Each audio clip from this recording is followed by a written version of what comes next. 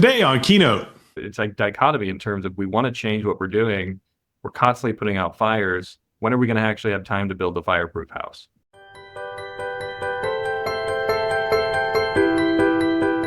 My name is Bill Russell. I'm a former CIO for a 16-hospital system and creator of This Week Health, where we are dedicated to transforming healthcare one connection at a time. Our Keynote show is designed to share conference-level value with you every week. Now, let's jump right into the episode. All right, it's Keynote, and today we're joined by Justin Brueck, the System VP, Innovation and Research at Endeavor Health. Justin, welcome to the show. Thanks, Bill. Great to be here. Yeah, looking forward to the conversation. What exactly does the role of System VP of Innovation and Research do at Endeavor Health? It's actually probably one of the best roles that I've ever had because it sits in this unique spot between innovation and research. And as you think about it from an overall healthcare perspective, so much of what we focus on is translation and bringing stuff from bench to bedside. And what I've found in this role is it really gives me that opportunity to test out ideas and say, you know what, this one is ready for prime time versus this one needs to get through maybe some more investigational innovation kind of research. And in our health system, we're community-based, focused on solving for the last mile. And I even say not last mile, it's like the last lap and even the last 3 feet. And that's where healthcare innovation tends to fall down. And so part of what I really like about this role is when you're going to clinicians, I'm not just going with the latest pitch deck, I'm actually going with evidence. And I have my team that's also looking at it from a research perspective and they're publishing on it. So it adds a little bit more validity to it. But in terms of my role overall, I'm constantly sourcing what's the latest and greatest out there. And I've really been tasked with thinking about what is a dual transformation mandate for our health system. So a dual transformation mandate, elaborate on that a little bit more. Yeah, so I think about healthcare in the same way that I think about kind of other industries and what are analogs to us. And I'm thinking back in time, not too long ago, when you look at places like United Airlines and United, I'm not sure how much money they make flying people around, but I'm pretty sure they make a hefty profit as a credit card company. Again, similarly with Costco, Costco makes some money off of their supplies and goods there, but they also make a lot of money off of membership fees. Yep. So the question is, as healthcare organizations, we're getting to an age where we're basically sitting at a net loss almost, or a break even in terms of a budget. What is going to be that dual transformation that's going to allow us to have the consistent revenue that's going to allow us to make those investments? And so as I take a look at a lot of what we do in innovation, I'm trying to figure out, are there multipliers that can be added on to what we're doing, whether it's research, whether it's venture, whether it's just visibility of our organization that can help us as we bolster our reputation, US News World Report. And so that dual transformation is saying, we understand what's today's mission, and that's to take care of our patients. And that's what we are as a community-based hospital. But how do we supplement that to make it sustainable? Yeah, we probably should have started with Endeavor, because Endeavor's a new name for some people. So give us an idea of the community that you serve and the breadth of Endeavor. Yeah, so we are a newly formed system. It's made up of actually 4 legacy organizations in the North Shore, Chicagoland. And it's Edward Elmhurst Northwest Community, which is in Arlington Heights, and then Swedish Hospital, which is a safety net hospital that's based in the north part of the city. Fascinating hospital, to be honest with you. It's one of the original hospitals for migrants, and so they speak over 100 languages at the hospital. It's quite fascinating. We've come together as a system. We're now 9 hospitals. We're over 300 sites of care. We're the second or third largest system now in Illinois, and we have close to 28,000 employees. Our service area right now is approximately 1.4 million patients and growing. It's pretty amazing. So let's talk about the current innovation climate. How would you characterize the current landscape of healthcare innovation? I'll keep it broad and then we'll just narrow it down. I mean, it goes back to the whole reality. Like there's a hype curve that exists, and I truly believe that is a way that we have to look at technology. There is a lot of excitement about what's going on. I'm not going to be one of the people that adds on to the whole AI situation, but it's true.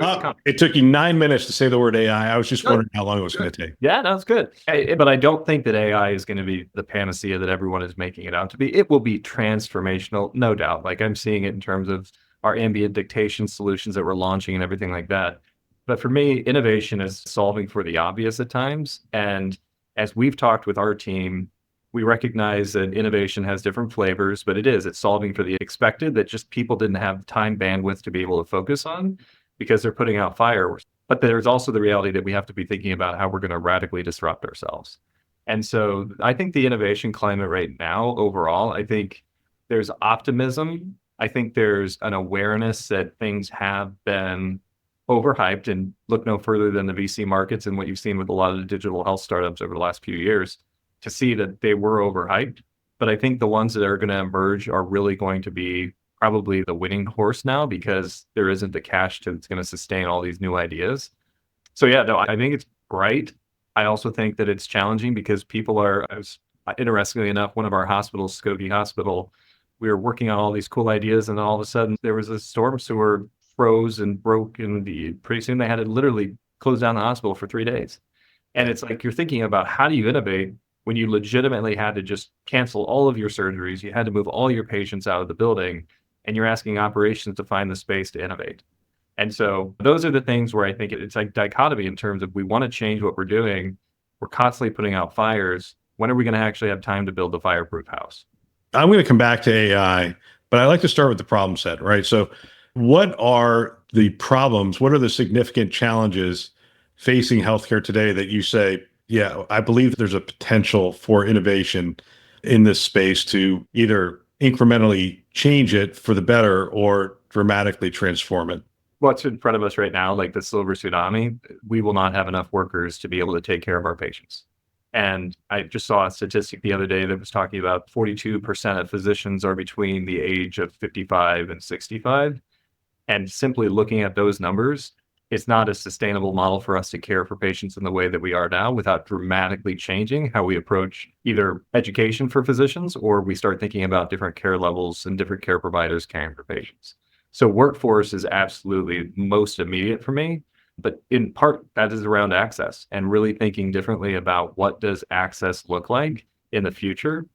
And that then I would say moves me into transformation, which is, we have got to move out of the one size fits all in medicine. We have to begin to think about what technologies are going to allow us to better risk stratify patients so that we are getting them seen by the appropriate provider. And this is where you can get into the whole question of like AI triage and all these different things that are out there. But we really need to begin personalizing that. And fortunately, actually at Endeavor, we've been a leader in the use of genomics, which is just one component, but it's 20% of your health risk is in your genomics. And so how many patients currently know their genomic profile? Not enough. And so those are the things that I think ultimately are going to be transformational, but we're not going to achieve transformation if we can't afford to keep the lights on. I'm going to work through those one at a time. That's a great framework.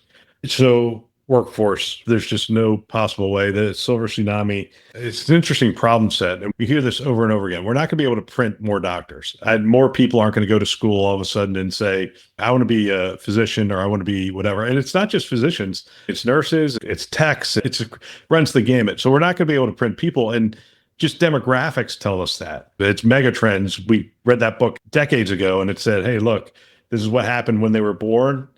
This is what happened when they reached this age.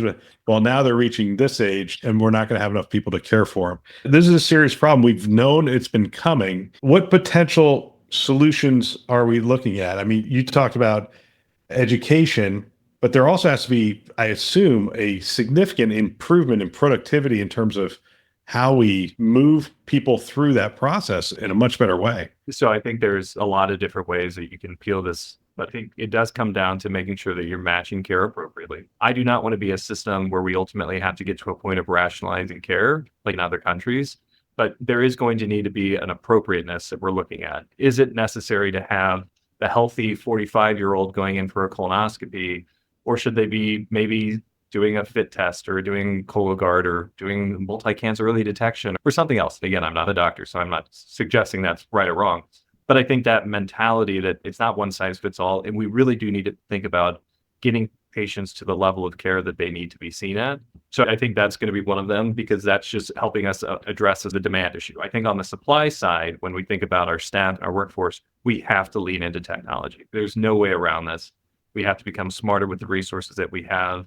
I'm very bullish on all the things that are happening with our ambient solutions, like ambient dictation services, but also things like virtual nursing and thinking differently about how we're using robotics. Most industries have been disrupted by robotics in a way that if you walked into a Ford plant 3 decades ago, you wouldn't see the same plant today. Again, there's big difference between cars and people and widgets and humans. But I think there's an opportunity for us to become more smart about how we use those things to free up resources and then upskill. We're going to have to upskill. We have to get people that are currently doing things that are very manual, tedious, and we have to get them working at a higher level.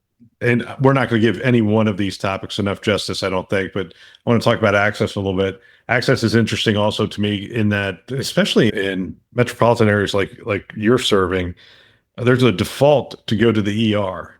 We've got to break that habit. And now we have retail clinics and those kind of things, but it's even more than that. As you talk about the people who really don't need to go see a doctor, there's other solutions that are coming forth. We've seen some technologies where you can actually have a conversation. I've seen them demonstrated where you have a conversation, a clinical conversation, as a persona of the health system's knowledge is sort of communicating back to that patient saying, hey, you know what you're describing is just go down to Walgreens and pick up some over-the-counter meds kind of thing. I don't know if you saw, but Amazon just today released a beta version of their Amazon Assistant for healthcare. And so if you log into the app today, it's giving people that medical advice. And again, it's not medical advice, so let's be clear. It's more of like, hey, here's some things. And then it has, even haven't had a chance to look at it because it was just shared this morning with me. But it gives kind of like a doctor approved, like these are recommended in terms of things that you may want to consider. So again, it's coming. I think about this. So I'm a father of 6. And so one thing that's really important to us is our grocery bill. Go figure. Thankfully, they're not teenagers yet. But I think about healthcare in the future as almost akin to as we think about like anything in the consumer world. I go to this grocery store for this. I may go to this grocery store for that. I might get this from Amazon. And I think one of the questions that we have to really challenge ourselves with is, can we be everything to everyone? And will patients be comfortable coming to only one system to get their services met? Or do we need to think very differently about partnerships? I think that's a big question for every healthcare organization, because our incentive is not necessarily to go out there and create all of these partnerships, because ultimately it dilutes the ability to care effectively for patients. And I want to be clear, like that is something that we can't just cast aside saying it's okay to have patient records sitting in 15 different facilities that don't talk to each other. But it also allows us to think about what's the most cost-effective way to deliver this. And maybe health systems are not always best positioned to use a certain digital access point because our tech stack doesn't mirror what Silicon Valley has. I do think, though, going back to your point that you said, why do people show up in the ED? And I heard somebody speak about this not too long ago, but it actually comes back to the idea of, why do hospitals exist? It's because outpatient care failed. Why does outpatient care exist? It's because primary care failed. Why does primary care exist? It's because communities failed. And I'm not suggesting that community health is going to dramatically shift the reason why people are going to go into an ED or not. But I think we have to take into account what is that role of the community, particularly since 95% of your health happens outside of the doctor's office, probably 99%, right? Right. And we know from social determinants of health and all that research that's been done, only 20% of your health is actually related to the healthcare facility and the services that they provide. And so it does come down to education opportunities, access to food, just a whole host of things. And it's interesting, you threw out genomics. So 20% of your inherited risk, actually, or your risk factors come from, not inherited risk, just overall risk factors come from genetics. This is fascinating. So my mother's adopted. In her being adopted, I don't know my family history on that side. And so as I think about what is my inherited risk, the doctor says, do you have a family history of cancer? Well, my mom doesn't have cancer, thank God. But I have no idea what happened outside of that. So without genetics and having genetic testing available to me, I don't know what that risk factor is for me, thankfully. But our system, we've been very fortunate through decades of leadership, going back to actually Henry Lynch of Lynch syndrome. He was one of our first medical directors for genetics. And in doing this, we've established a program now that we've tested almost 50,000 patients as part of clinical care and primary care. And so when you think about the ability to use genomics for things like drug selection, does this work? Pharmacogenomics, those become important. I don't metabolize Plavix. Do you know what drugs, Bill, that you metabolize or don't metabolize? How could that impact our spend on drugs? How could that impact my amount of time that I need to take PTO because I'm not adjusting to medications appropriately? All those things I think have become very fascinating and help us as we think about personalizing care, as I kind of started the conversation on. What's it going to take for genomics to take a more central role? I understand that the cost of getting the genomic test has come way down. So I assume that portion's not really the driver. Like, it's affordable now to do that genomic testing. but it's just not part of the daily regimen. There's a couple of reasons why that exists, and I'll provide my thought on it. Number one is if you take a look at medical education today, how many days, months, weeks are we spending as residents in autopsy suites and doing these different types of cadaver labs versus how many hours are we spending? Again, hours are we spending on genetics and training? And I think that's a significant issue. And part of this is changing, and I'm really excited to see a lot of health systems are beginning to look at genetics and how that can be incorporated. But until you change the foundation around that and the expectation around clinicians to be aware of all these things, I think that's going to be a challenge. Second thing is genetics has always been viewed as something that only the geneticist does. And that came from our payers. Our payers knew that genetic testing was super expensive. So they put all these gates in the path to make sure that you weren't ordering $100,000, $10,000, $5,000 tests on every single patient that came through the door.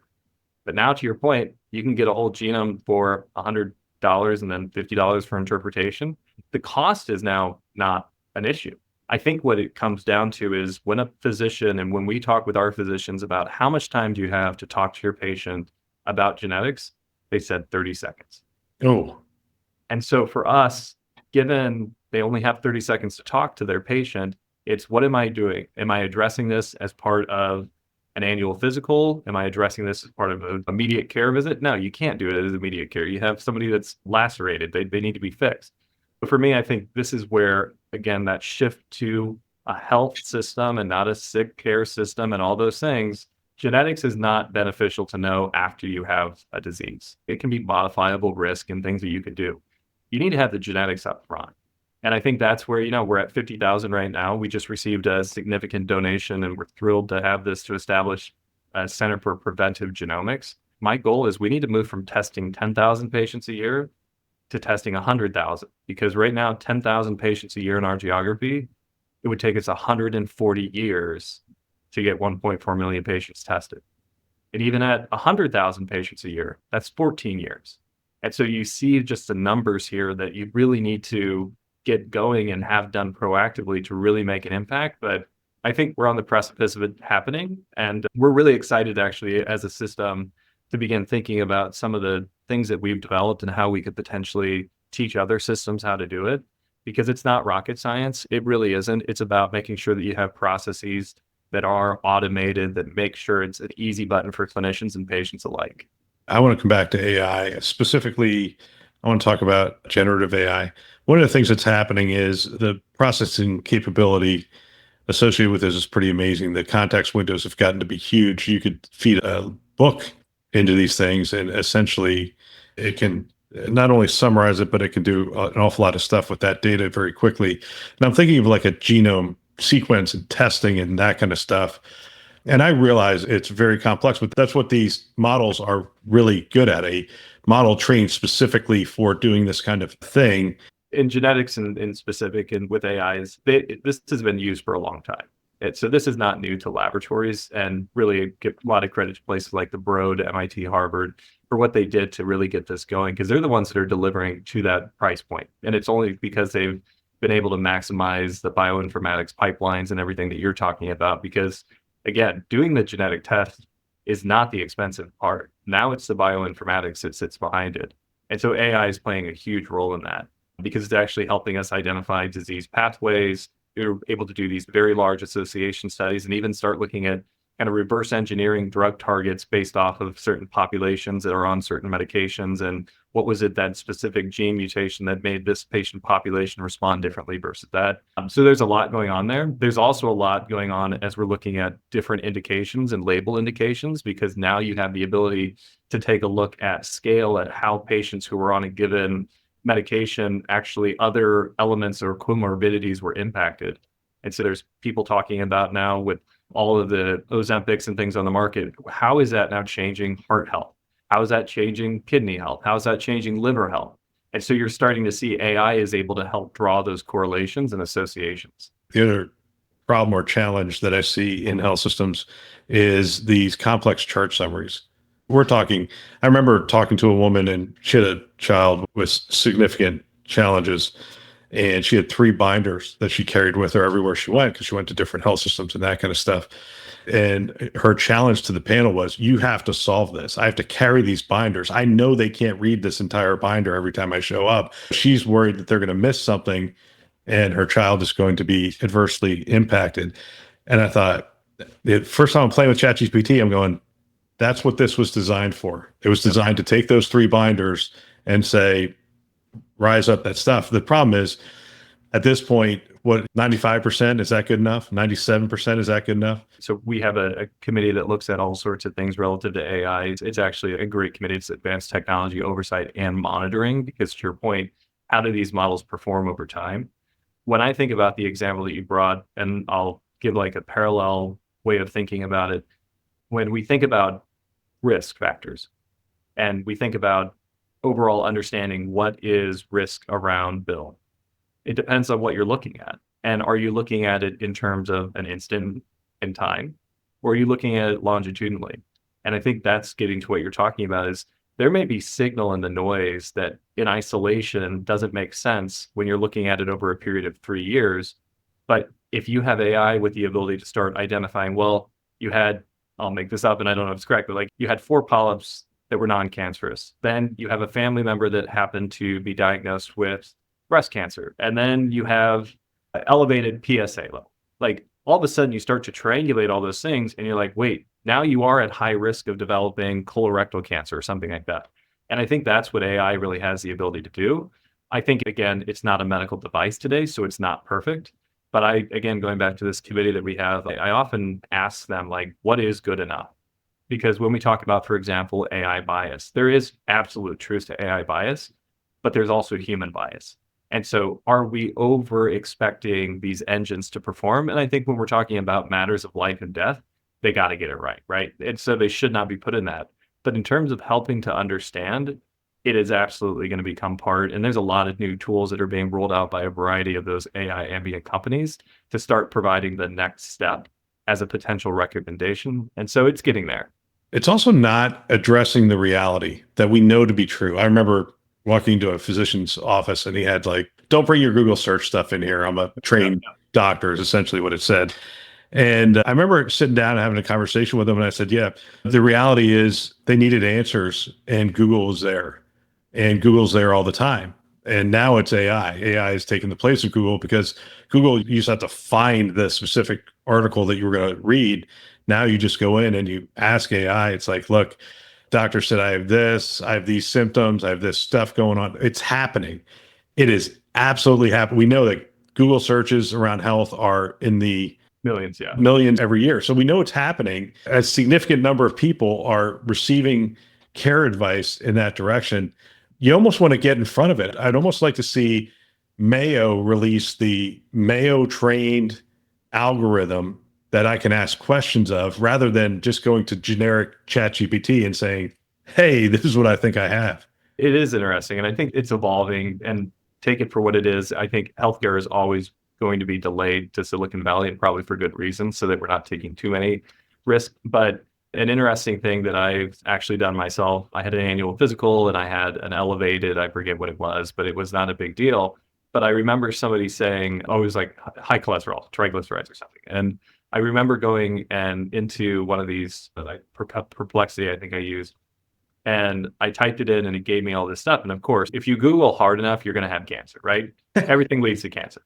But what was interesting, and I think this is where it's going to become very important for people to understand how you use AI. If you log into an AI tool today, honestly, it's a blank sheet of paper. It doesn't know anything about you. It has no context.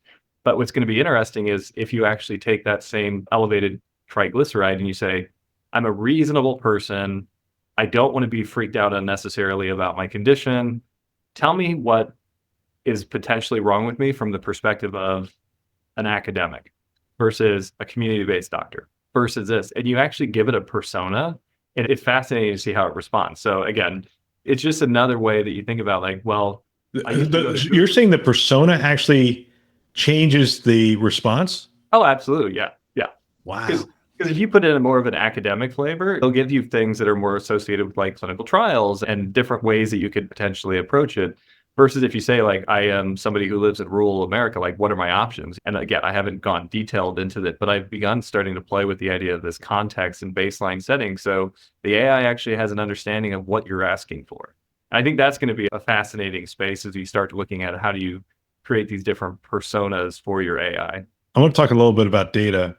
I have a thesis that every patient should have their entire medical record and quite frankly have the choice of not having any of the health systems keep it because you keep losing it, you keep having breaches and other things.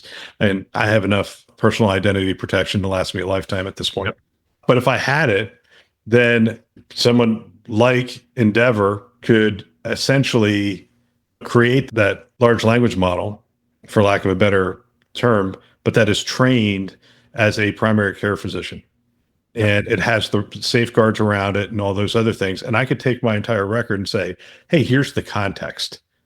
And you go, oh, there's your medical history. There's your context. That's great.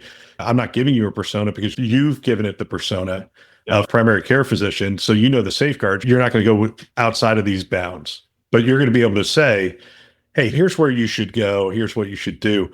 What's keeping us from doing that? Is it the complexity of training those models? We're seeing that even come down. The knowledge level of training those models, we're seeing that become democratized and available. What keeps a health system from taking on an effort like that? I think there are health systems that are beginning to do that. I think it comes back down to the bandwidth issues that we have. Yeah. I think so often we're focused on just meeting today's needs that you don't have the ability to anticipate tomorrow's. And that's where I think as we're looking at the fire drills and the fireproof house analogy, it's like we have to get out of this constant. And the question is, what's going to do it for us? You raise a question about patients and owning their data. And what's really interesting, and I think this is a way that we need to begin looking at this, is I'll give my data to people who are able to help me do something better. Like I used to be so afraid of allowing Google to have access to my real-time data on my phone, right? And I know they're probably using it for a lot of interesting things that I don't want to know about. But I will tell you, when I was driving somewhere and I needed something and it was already there and it knew that I wanted this versus those types of things become very impactful and it actually makes your life easier. And so I think when we come to healthcare data and being willing to share it with the health system, the question is, what can they do with your data that's going to make your life better? And how are they teeing that information up to be able to do it?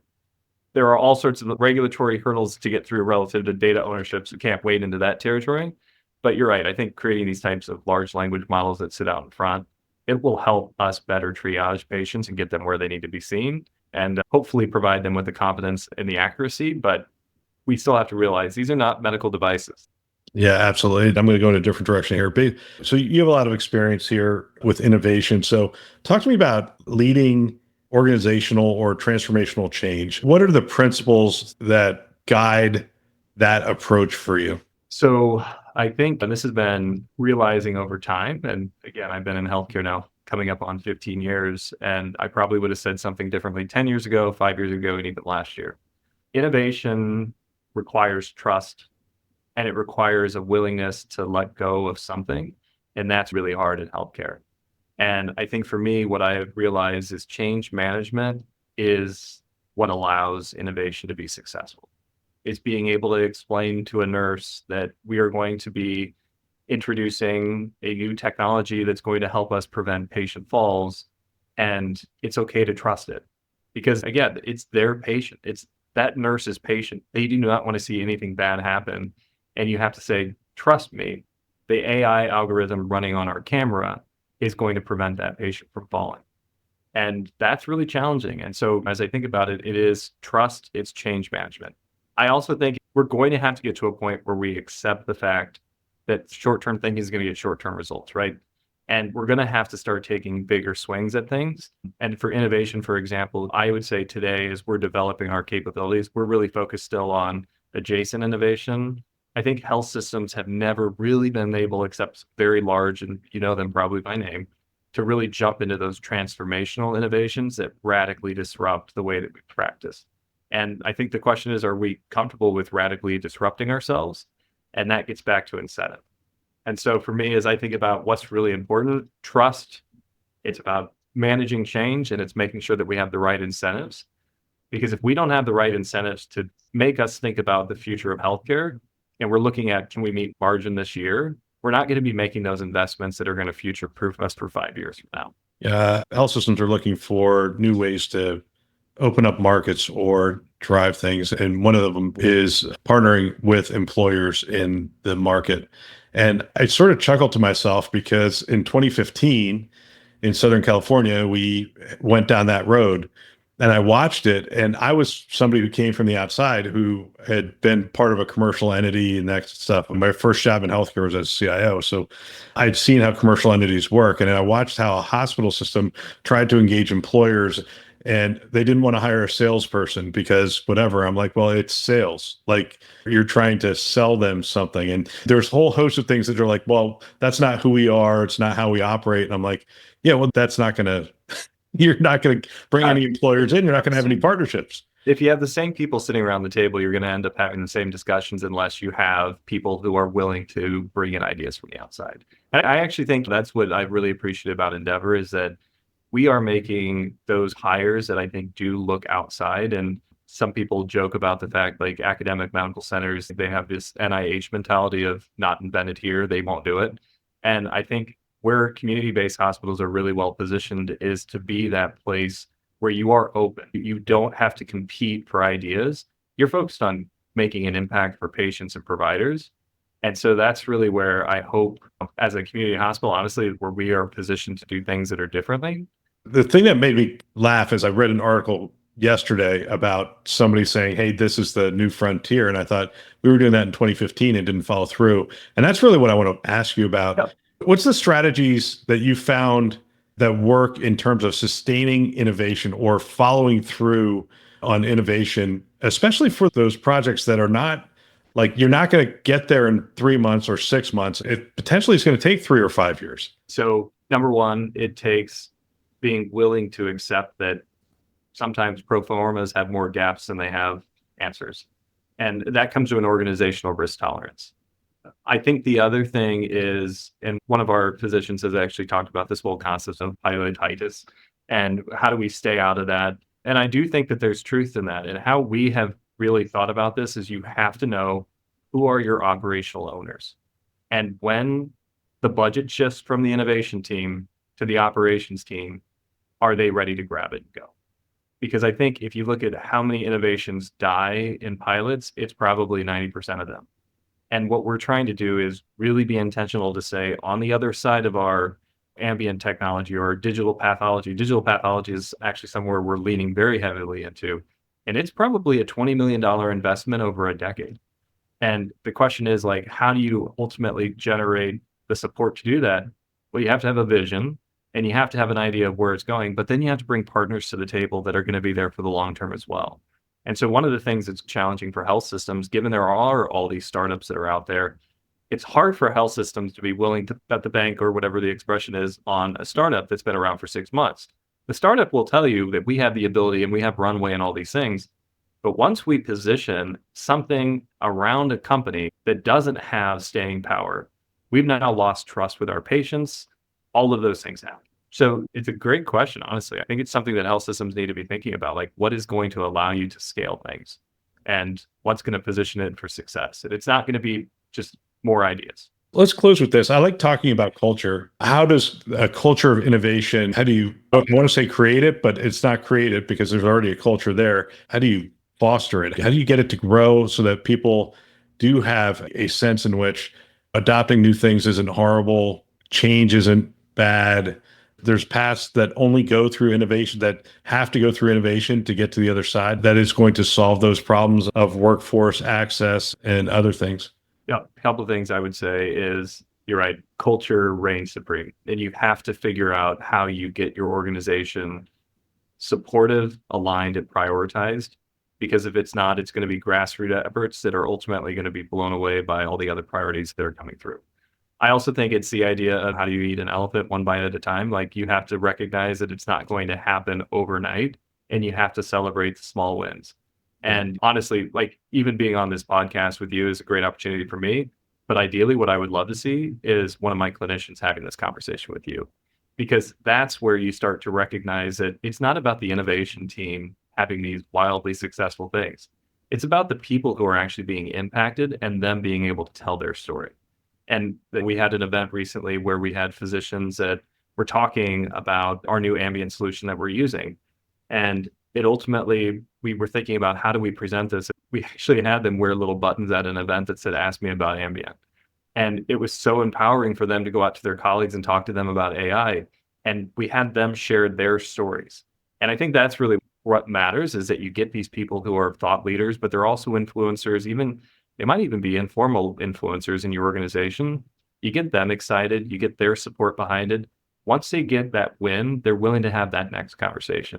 And so for me, it's really about creating that culture where you're promoting those who are leaning in heavily. And it doesn't have to be on NBC News or anything like that. It can sometimes just be in a newsletter. It can be sometimes just a thank you note for, "Hey, I appreciate the fact that you did this. Really impressive work." And you get your CIO writing a message or something like that. It just starts to build that feeling of I'm getting recognized and appreciated for the fact that I'm willing to take that additional risk. Yeah, that's fantastic. Justin, I want to thank you. I want to thank you for your time, and thanks for sharing your history and your wisdom with us.